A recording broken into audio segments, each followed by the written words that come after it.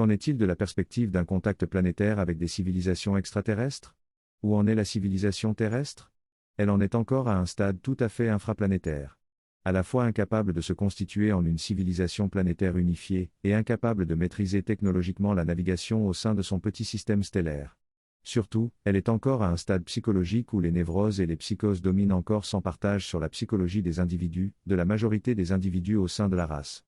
Même les individus terrestres qui se croient parfaitement prêts pour entrer en relation avec des individus des civilisations extraterrestres sont tout à fait inaptes à un tel niveau de relation pour la plupart.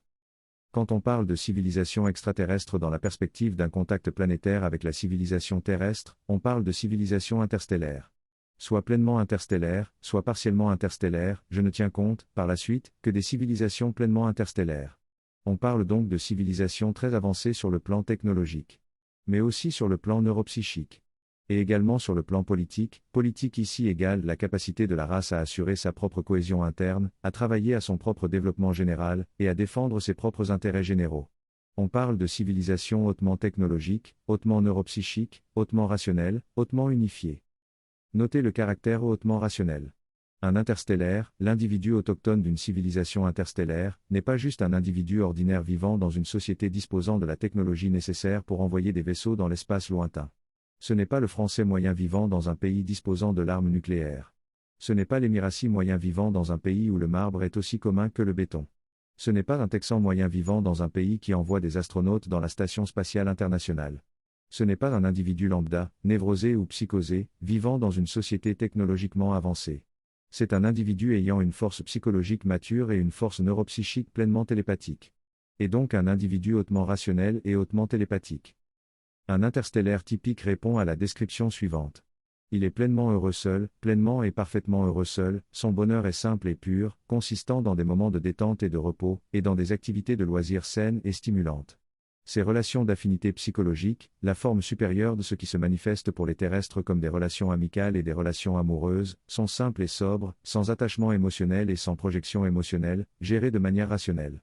Ces relations de travail, au sein des équipes de différents services dans la société, au sein des équipes de différentes missions dans le cosmos, sont tout autant simples et sobres, et gérées de manière rationnelle.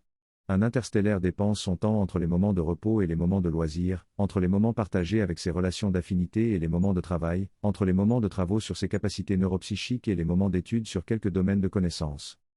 Un interstellaire ne sera évidemment pas intéressé à l'idée d'entretenir des relations névrotiques ou des relations psychotiques. Il est intéressé à des relations rationnelles, permettant un usage rationnel de la sensibilité émotionnelle, je souligne, un usage rationnel de la sensibilité émotionnelle, ou permettant une émulation intellectuelle rationnelle, qu'elle soit univoque ou réciproque, je souligne encore, une émulation intellectuelle rationnelle. Un interstellaire est pleinement rationnel. Et il est intéressé aux seules relations rationnelles. Les terrestres sont encore très névrosés ou très psychosés. En tout cas la plupart. Totalement incapables de relations rationnelles. Donc dépourvu du moindre intérêt en termes de relations au regard des interstellaires. La civilisation terrestre est monitorée par des civilisations interstellaires. Ce monitoring implique certaines formes et certains degrés de contact partiel, ainsi que certaines formes et certains degrés de communication de matériaux pédagogiques.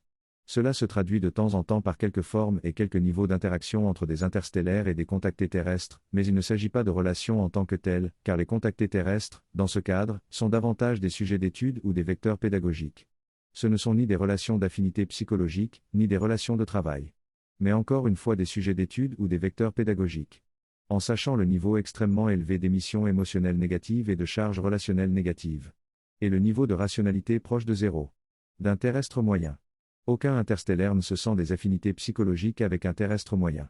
Et le terrestre moyen est encore incapable d'une vraie activité intellectuelle pure.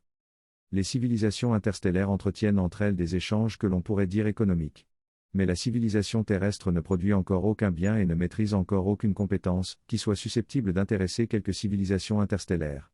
Soyons plus précis. Les civilisations interstellaires sont engagées dans des activités cosmiques, création de la vie sur différentes planètes, surveillance et terraforming des planètes susceptibles de recevoir la vie, développement et monitoring des formes de vie sur les différentes planètes, surveillance et monitoring des races intelligentes mais encore primitives, c'est le cas de la race humaine terrestre, XP, Aériance de création d'étoiles et de planètes, activités de manutention de systèmes stellaires, repositionnement des planètes ou d'étoiles aux trajectoires problématiques, expériences de contrôle et d'exploitation d'étoiles et de trous noirs, recherche scientifique fondamentale, travaux de recherche et de développement de technologies plus avancées, approfondissement des sciences psychiques, etc. Dans le cadre de leurs activités cosmiques, les civilisations interstellaires interagissent intensément entre elles. Pour s'organiser, pour se structurer, pour se coordonner. Et les différentes grandes équipes de travaux sont composées de membres venant de différentes civilisations interstellaires, ayant des profils de compétences différents. Plus une équipe de travail est grande, plus elle est diversifiée en termes de membres. Même au sein des races interstellaires, certaines races sont plus douées que d'autres dans certains domaines spécifiques. Les civilisations interstellaires intègrent dans les équipes cosmiques, les très grands vaisseaux qui s'occupent de différentes missions cosmiques. Intègrent dans les équipes cosmiques, des membres issus de races interplanétaires, donc de races partiellement interstellaires, ou laborieusement interstellaires. Et souvent les races interplanétaires ont leurs propres petites équipes complètes, qui s'occupent de parties spécifiques de missions cosmiques, selon leurs capacités technologiques et neuropsychiques. Moins une race interplanétaire sera avancée, plus elle posera des problèmes au sein de l'organisation générale des activités et des missions des civilisations interstellaires qui leur permettent de collaborer à des missions cosmiques. Et le premier problème, c'est que les races interplanétaires, à cause d'une émotionnalité encore insuffisamment maîtrisée, et donc à cause d'une rationalité encore insuffisamment maîtrisée, ont souvent des difficultés à saisir pleinement et naturellement la justesse des lignes d'activité définies.